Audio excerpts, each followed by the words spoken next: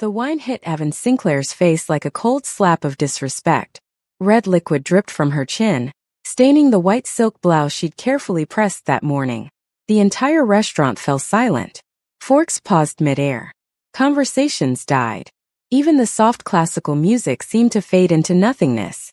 Siha Kwan stood over her, chest heaving, eyes blazing with territorial fury. The woman's perfectly manicured hand still gripped the empty wine glass, her designer dress shimmering under the chandelier lights. Behind her sat Baek Junhyuk, the man whose presence commanded attention even in stillness. His dark eyes watched the scene unfold with unsettling calm. Evan didn't cry, didn't shrink, didn't apologize. Instead, she picked up her own glass of wine, stood slowly, and poured the entire contents over Siha's head.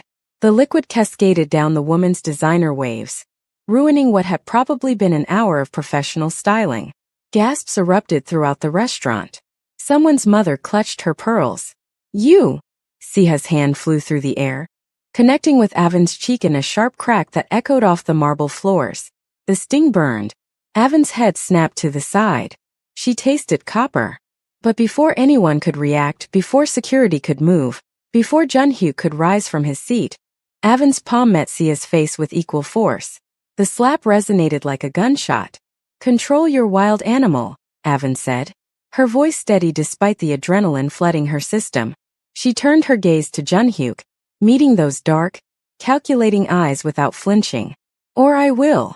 Security guards in black suits rushed forward, but Junhyuk raised one hand. Just one hand. They froze mid-stride like puppets whose strings had been cut. The power dynamics in the room shifted palpably. Every patron in the restaurant knew who Baek Junhyuk was. Heir to the Baek Empire. Untouchable. Uncompromising. And here was this unknown woman, challenging him in front of everyone. Avan grabbed her purse, her movements deliberate and unhurried. She walked past the frozen security guards, past the gawking diners, past the manager who looked ready to faint. Her heels clicked against the floor with measured confidence. She didn't look back. Behind her, Siha's voice broke into sobs. "You're just going to let her leave? She assaulted me. She humiliated us both." Junhyuk said nothing. His eyes remained fixed on the door Avan had just exited, a slight curve touching the corner of his mouth. "If her courage already has you hooked, I promise you what happens next will blow your mind. Hit that like button if you think Avan's reaction was 100% valid, and stay with me because this story is just getting started." Hours earlier, Avan's day had been ordinary. She'd woken in her modest apartment, made coffee in her second-hand machine, and dressed for work in clothes she'd bought on sale. She worked as a project coordinator at a mid-sized tech firm. Nothing glamorous, but she was good at it. Her boss respected her. Her colleagues liked her. She earned her own money and answered to no one. At lunch, she decided to treat herself. The restaurant was expensive, saved for expensive, but she'd wanted one afternoon of luxury. She'd wanted to sit somewhere beautiful and pretend, just for an hour, that she belonged in a world of crystal glasses and pristine white tablecloths. She hadn't expected to end up wearing wine. Meanwhile, in a penthouse across the city, Baek Junhyuk's morning had been anything but ordinary. His mother, Madame Baek Siren, had summoned him for breakfast. This meant lectures disguised as maternal concern, criticisms wrapped in silk, and endless reminders of family duty. "The Lee family dinner is next week," his mother had said, sipping tea from porcelain so fine it was nearly transparent. "Siha will accompany you, of course." "Of course," Junhyuk had replied, his tone empty. "You need to be more attentive to her. People are starting to talk. Let them talk." "Junhyuk." His mother's voice had sharpened. "Your father expects. Father expects profit margins and shareholder satisfaction. Everything else is your concern, not his." The conversation had ended there, as it always did, with tension and unspoken resentments. Junhyuk had gone to the office, moved money across continents, made decisions that affected thousands of lives, and felt nothing. Absolutely nothing. Until Siha had insisted on lunch. Until that woman with fire in her eyes had refused to bow. In the car, Siha wouldn't stop crying. Her makeup ran in black streaks down her face. "She humiliated me. She hit me in front of everyone. You poured wine on her first." Jun-hyuk said, staring out the window. Because she was looking at you. She was eating lunch. You're defending her? Siha's voice climbed to a shriek. That nobody? That peasant who dared to strike me. You caused it, Jun-hyuk said simply. You started it. She finished it. This is what happens when you mistake cruelty for power. Siha grabbed his arm. I won't let this go. I'll make her regret. You'll do nothing, Jun-hyuk interrupted, his tone cold enough to freeze blood. Do you understand me? Nothing. But Siha's eyes held promises of revenge. She nodded, but Jun-hyuk knew she was lying. That evening, alone in his office, Jun-hyuk replayed the scene. The way that woman had stood after being slapped. The way her hand had moved with precision. No hesitation, no fear. She challenged him directly, in front of his date, in front of dozens of witnesses. She'd called Siha a wild animal. She'd threatened to control herself. And she'd walked away. No one walked away from Baek Jun-hyuk. No one challenged him and simply left. People groveled. They apologized. They sent expensive gifts and begged for forgiveness. But this woman had just walked away. He found himself smiling. Actually smiling. When was the last time someone had genuinely surprised him? He pulled out his phone and made a call. Find out everything about the woman from the restaurant. The one in the white blouse. I want her name, address, occupation, everything. Yes, sir. And do it quietly. 3 days later, Avon was walking home from work when she saw him. Baek Jun-hyuk stood outside her office building, hands in his pockets, looking ridiculously out of place among the evening commuters. His suit looked very costly. She considered turning around. But that would be cowardice, and Avon Sinclair was many things, but coward wasn't one of them. She walked straight up to him. You again? Today you're not with your uncouth girlfriend. He actually laughed. The sound was unexpected, genuine. She's not my girlfriend. She seems to think she is. Many people think about many things. That doesn't make them true. What do you want? Avon crossed her arms. To apologize, Jun-hyuk said. What Siha did was inexcusable. You were minding your own business, and she attacked you without provocation. And you're apologizing for her? I'm apologizing for bringing her into that restaurant. For not controlling the situation before it escalated. Avon studied him. His eyes were steady, no manipulation she could detect. Apology noted. We're done here. Actually, Jun-hyuk said, I was hoping to make amends properly. Let me take you to dinner. A real one this time, without wine being used as a weapon. I don't need your charity. It's not charity. It's me wanting to spend time with someone who isn't afraid of me. Something in the way he said it made Avon pause. There was loneliness in those words, hidden beneath layers of confidence and control. One dinner, she said. But I'm ordering the most expensive thing on the menu. I'd be disappointed if you didn't. They set a date for the following week. Avon told herself it was just curiosity. Just one meal with a man who controlled half the city's economy. What harm could it do? She found out 2 days later. She was leaving work late, taking a shortcut through a parking garage, when 3 men in black surrounded her. Their intentions were clear in the way they moved, the way they blocked exits. One of them held something that glinted in the fluorescent light. Siha Kwan sends her regards, one said. Avon's heart hammered, but her mind stayed clear. She'd grown up in a neighborhood where you learn to fight or learn to die. She'd chosen fighting.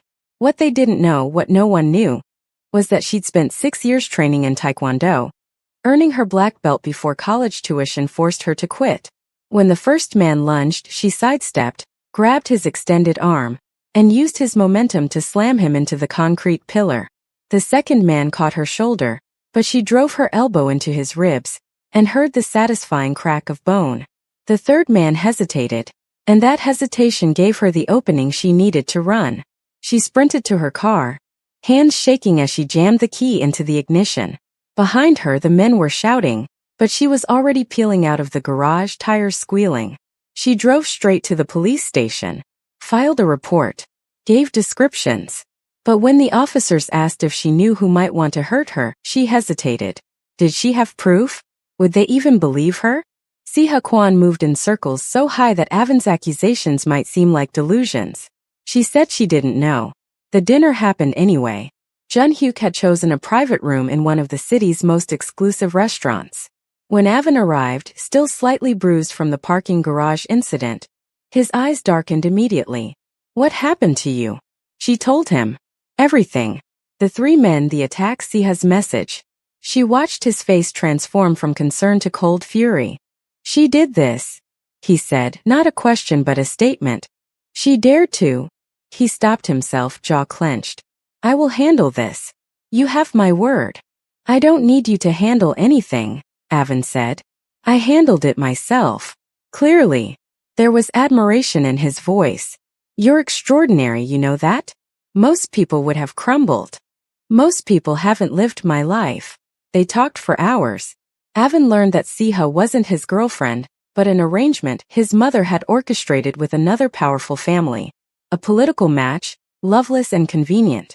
Jun-hyuk had gone along with it because fighting his mother on every front exhausted him, and this particular battle had seemed insignificant. Until now, he said. Why until now? Because now she's hurting people I care about. You don't even know me. I'd like to. Avin wanted to resist the warmth spreading in her chest. This was insane. This man was dangerous, powerful, from a world so different from hers they might as well be different species. But there was something in the way he looked at her, like she was a puzzle he genuinely wanted to solve, not a conquest he needed to claim. Tell me about your life, Jun-hyuk said. Everything. So she did. She told him about growing up without much money but with a mother who worked 3 jobs to keep them housed and fed. About putting herself through college, about the pride of earning her first real paycheck, about building a life with her own hands. And you? She asked. What's it like being born with everything? Lonely, he said simply. Every person wants something. Every smile hides a calculation. I've been a means to an end my entire life. Poor little rich boy, Avin said, but her tone was gentle, teasing. He smiled. You're the first person in years who's talked to me like I'm just human. Aren't you? Sometimes I forget. The next day, Jun-hyuk confronted Siha in his office. She arrived expecting reconciliation, wearing an expensive dress and a smile that promised forgiveness. We need to talk about your behavior, Jun-hyuk said, not offering her a seat. My behavior? That woman. Avin Sinclair. Her name is Avin Sinclair, and you sent men to attack her in a parking garage. Siha's smile faltered. I don't know what you're. Don't lie to me. His voice could have cut glass. I have security footage. I have witness statements. I have everything I need to destroy you. The only reason I haven't is because your family doesn't deserve to suffer for your jealousy. Jealousy? She's nobody. She's beneath us both. She's worth 10 of you, Jun-hyuk said quietly. And if you ever go near her again, I will ensure that every door in this city closes in your face. Your family will lose every contract with Beck Industries. Your social standing will evaporate. Do you understand me? Sia's face had gone pale. You're choosing her over me? Over our family's arrangement. There was never an US, Siha. There was only my mother's ambition and your family's greed. I'm done pretending. After she left, Jun-hyuk called his mother. That conversation was shorter, colder, and ended with Madame Bexirin slamming down the phone so hard he heard it crack. But Siha wasn't done. That evening her tears found a sympathetic ear in Madame Bexirin. Together they plotted. For the next 3 weeks, Beck Jun-hyuk became an unavoidable constant in Avin Sinclair's life. Some days, he appeared outside her office with coffee she hadn't asked for. Other days, lunch she insisted she didn't need. And on the days he brought nothing at all, he brought conversation, quiet, unforced, patient. She challenged him every single time. Don't you have a company to run? I'm delegating. Don't you have better things to do? Can't think of any. Your mother must be furious. My mother is always furious. It's her natural state. Avin told herself she was immune, that she'd seen men like him before. Powerful, charming, temporary. She reminded herself that his world was not hers, that stepping into it meant surrendering control. But Jun-hyuk never pressured her, never rushed her, never demanded anything she wasn't ready to give. He listened. He remembered. He showed up. And slowly, against her will, against her better judgment, The walls she'd built so carefully began to crack. The invitation to family dinner arrived formally, on expensive cardstock. Evan held it like it might explode. You don't have to go, Jun-hyuk said. I can tell them you're busy. And let them think I'm afraid? No chance. The Beck family estate was obscenely large. Evan counted 6 separate buildings on the grounds as the car pulled up. Inside, the dining room could have housed her entire apartment building. Crystal chandeliers, artwork that belonged in museums, and a table long enough to seat 30 people comfortably. Madame Beck-Siren sat at one end, ice personified. Chairman Beck's seat remained empty. Various aunts, uncles, and cousins filled the spaces between, all watching Evan like she was a bug they were deciding whether to crush or ignore. Jun-hyuk's sister, Min-seo, sat quietly near the middle. She was younger than Jun-hyuk, with sharp eyes that missed nothing. So, one uncle said, you're the girl causing all this fuss. I wasn't aware I was causing any fuss, Evan replied evenly. Dating Jun-hyuk? That's not a fuss. Uncle. Jun-hyuk's voice held a warning. I'm just curious about her background. Where did you say your family is from, dear? I didn't, Evan said, meeting his eyes. But since you're asking, my mother is from Ghana. She raised me alone after my father died. She worked 3 jobs to send me to school. I graduated with honors and now work in tech. Anything else you'd like to know? Silence fell. The uncle's smile became strained. No education in etiquette, I see. I have plenty of education in etiquette, Evan said smoothly. I'm just choosing not to waste it on questions designed to insult me. Someone coughed to hide a laugh. Evan caught Min-seo's eye. The younger woman's lips twitched, and she gave Evan a small, approving nod. An ally, Evan realized. Unexpected but welcome. Madame Beck-Siren spoke for the first time. Jun-hyuk, I need to speak with you. Privately. They excused themselves. In the hallway, his mother's voice dropped to a venomous whisper. This is unacceptable. Her mother was a seamstress. Her family has nothing. Father will be the judge of that, Jun-hyuk said calmly. Your father will be disappointed. Let him be. He returned to the dining room, walked directly to Evan, and kissed her in front of everyone. Not a small kiss, not a polite peck, but a claiming possessive kiss that announced his intentions louder than words ever could. We're leaving, he said. As they walked out, Evan caught Min-seo's expression. The younger woman was grinning openly now, giving them a small wave. Outside, Jun-hyuk helped Evan into the car and sat beside her. You were magnificent, he said. The way you handled them, refused to be intimidated, stood your ground. I've never seen anyone face down my family like that. They were trying to make me feel small, Evan said. I've been dealing with people like that my whole life. They failed spectacularly. He took her hand. I don't care what my family thinks. I don't care about their approval or their traditions or their expectations. I care about you. Evan's heart was hammered. Jun-hyuk, I know it's fast. I know it's complicated. But I also know that I haven't felt this alive in years. You make me want to be better. You make me want to fight for something that actually matters. She kissed him then, and in that moment the rest of the world ceased to exist. But Madame Beck-Siren and Siha Kwan weren't finished. In a private meeting room downtown, they plotted their next move. Siha cried prettily about losing Jun-hyuk, about being humiliated, about that woman destroying everything. Madame Siren listened with narrowed eyes. Something must be done, the older woman said. This cannot stand. They arranged another attack. More sophisticated this time, more careful. But Evan had learned to watch her surroundings. She noticed the car following her. Noticed the men lingering too long outside her building. She changed her routines, varied her routes, and stayed in public spaces. When the attack came, it was in broad daylight outside a coffee shop. 2 men approached her aggressively, but Evan screamed immediately, loudly, drawing attention from everyone nearby. Someone called the police. The men fled. Evan knew who was behind it. She confronted Jun-hyuk that evening. I can't keep living like this, she said, constantly looking over my shoulder, wondering when the next attack will come. They won't stop. Then I'll stop them, Jun-hyuk said. His voice carried an edge she'd never heard before. Something dark and dangerous. Permanently. The second family dinner was different. Chairman Beck was present this time, a man whose very presence seemed to command gravity. He was older than Madame Siren, with silver hair and eyes that looked like they'd seen every human failing and learned to expect more. When he saw Avon, something flickered in his expression. Recognition. "What's your mother's name?" he asked. "Sinclair. Maya Sinclair before she married. And her maiden name? Akofo. Why?" Chairman Beck sat back slowly. "I knew your mother. Years ago, before I met Siren. She worked in our home, helped my mother during a difficult time. She was kind to me when I was young and foolish and needed guidance. I owe her a debt."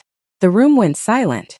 Madame Siren's face transformed into a mask of shock and fury. "You never mentioned this," she said. "It was before your time," the chairman replied. "But I don't forget kindness. If this is Maya's daughter, then she has my blessing." Junhyuk looked stunned. Avon felt dizzy. This couldn't be real. Madame Siren's voice dripped with poison. "So we're supposed to welcome her because her mother was a servant in our house?" "She was never a servant," Chairman Beck said firmly. "She was a friend. And you will treat her daughter with respect." "Really?" Avon said, her voice cutting through the tension. "Because your respect seems conditional on who I'm related to, not who I am. I don't need your blessing based on my mother's past. I need it based on the fact that I make your son happy." Madame Siren gasped. "How dare you? How dare I what? Speak the truth? Refuse to be grateful for scraps of approval? I don't need permission to exist in your world. Junhyuk chose me. That's all that matters." Mincio spoke up for the first time. "She's right. And honestly, mother, she's the first person Junhyuk's brought home who actually has a spine. I like her." "Mincio, stay out of this. She carries herself well," Mincio continued. "I think she'll fit just right in." The dinner continued awkwardly, tension thick enough to cut. When dessert was served, Junhyuk stood. Everyone looked at him. He walked around the table, past his mother's furious face, past his father's curious expression, past his sister's encouraging smile. He stopped beside Avon's chair, and he knelt. "Avon Sinclair," he said, pulling a small box from his pocket. "I'm doing this here because I want everyone to witness this moment. I want them to see that I choose you completely and irrevocably. Will you marry me?" The room erupted, not with joy but with shock. Mincio clapped her hands together, delighted. Chairman Beck watched with an unreadable expression. Madame Siren looked like she might faint. Before Avon could answer, the dining room doors burst open. Siha Kwan stormed in, face twisted with rage. "You can't do this. You can't marry her." "Siha," Madame Siren said. "I invited you, but this is not the time. I love you." Siha screamed at Junhyuk. "Everything I've done because I love you. And you're throwing it all away for this nobody." She lunged at Avon. But Avon stood, caught Siha's wrist mid-swing, and spoke with deadly calm. "Touch me, and I will have you arrested for assault. I have security footage from 2 previous attacks you orchestrated. I have witness statements. I have everything I need to destroy you legally. The only reason I haven't is because I don't waste time on people who don't matter." Siha crumpled. "You can't." "Enough."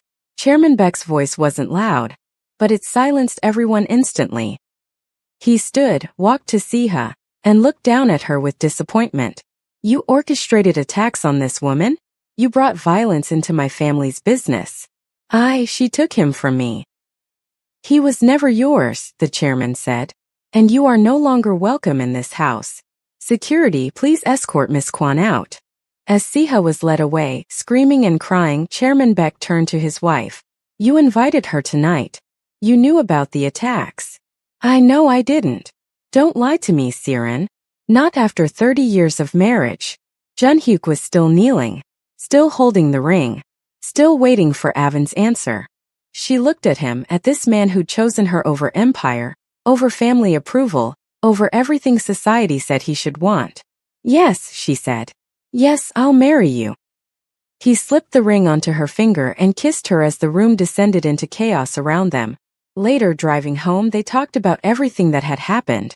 "I'm sorry," Junhyuk said. "I wanted the proposal to be perfect, and instead it turned into a circus." "It was perfect," Avon said, "because it was real." No pretending, no hiding. Just us. Just us, he repeated. I promise you, Avon, nobody will ever hurt you again. Nobody will make you feel small or unwelcome. I'll spend the rest of my life making sure you know how extraordinary you are. That's a big promise. I'm a man of big promises. He kissed her hand. Nobody can stop us now. Avon called her mother that night, told her everything. About the dinner, about the proposal, about Chairman Beck recognizing her name. I always wondered if he remembered, her mother said softly. He was a good young man. Troubled but good. I'm glad he found peace. He wants to meet you. Properly, I mean. At the wedding. I'd like that. Mother, Avon said, did you ever think that you'd fall in love with someone like him? No. But I knew you'd fall in love with someone who deserves you. That's all I ever wanted.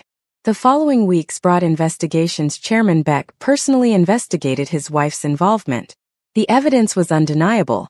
Phone records, financial transactions, witness testimonies. She'd paid for both attacks, coordinated with Siha, and lied about it to her husband. But he was too strategic to let it become a public scandal. Instead, he handled it privately. There was a long, closed-door conversation in his study, one that left Madame Siren visibly shaken for weeks.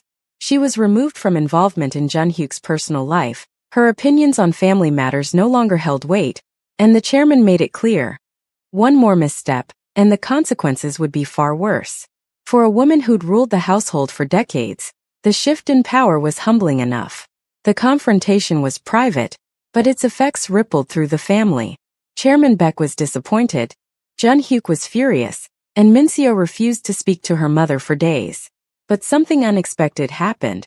Madame Siren watched Avon during this time, watched how she refused to gloat, refused to demand punishment, refused to let the drama define her. Avon simply continued living her life, planning her wedding, loving Junhyuk. One evening, Madame Siren requested a private meeting with Avon. They met in a neutral space, a quiet tea house downtown. I owe you an apology, the older woman said without preamble.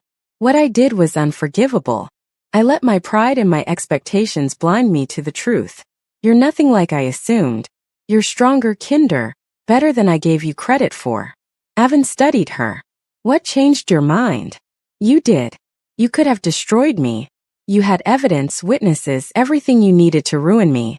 But you didn't. You chose mercy over revenge. I chose peace over chaos, Avon corrected. There's a difference. I didn't spare you for your sake. I did it for Junhyuk's. Because tearing apart his family would hurt him, and I love him too much to cause him that pain. Madame Siren's eyes filled with tears. He's lucky to have you. I was wrong. I'm so sorry. I accept your apology, Avon said. But I don't forget. Earn back my trust, and maybe we can build something better. The wedding was planned with both families involved. Minseo threw herself into helping, becoming Avon's unlikely confidant and friend. She helped choose flowers, vetted venues, and occasionally shared embarrassing stories about Junhyuk's childhood that made Avon laugh until she cried. He once tried to run away from home, Minseo said, giggling. Made it halfway down the driveway before he realized he didn't know how to operate the gate. How old was he? 15. That's actually adorable. Don't tell him I told you. He'll never forgive me. The wedding day arrived in a blur of silk and flowers and music. Avon's mother sat in the front row, pride shining in her eyes. Chairman Beck gave a speech about second chances and the power of choosing love over duty. Even Madame Siren smiled, though it looked slightly painful. When Junhyuk saw Avon walking down the aisle, his composure cracked. Tears gathered in his eyes. She looked like everything good he'd ever hoped for. Everything right with the world. You're stunning, he whispered when she reached him. You're not bad yourself. They said their vows. They exchanged rings. They kissed as everyone applauded. And when they walked back down the aisle together, husband and wife, Avon felt something she'd never quite experienced before. She felt like she'd come home. At the reception, Junhyuk pulled her onto the dance floor. How does it feel, Mrs. Beck? Strange, Avon admitted. But good. Like I'm exactly where I'm supposed to be. You are, he said. You always were. They danced as their families watched, as cameras flashed. As their future stretched out before them full of promise and possibility, Avon had fought for this moment, bled for it, refused to back down even when the world told her she didn't belong. And now here she was, untamed and unbroken, exactly as she'd always been, just with a partner who matched her fire. So what did you think? Would you have challenged back like Avon did? Or would you be cold as ice if you were talked down or humiliated? If you loved watching Avon refuse to back down, hit that like button.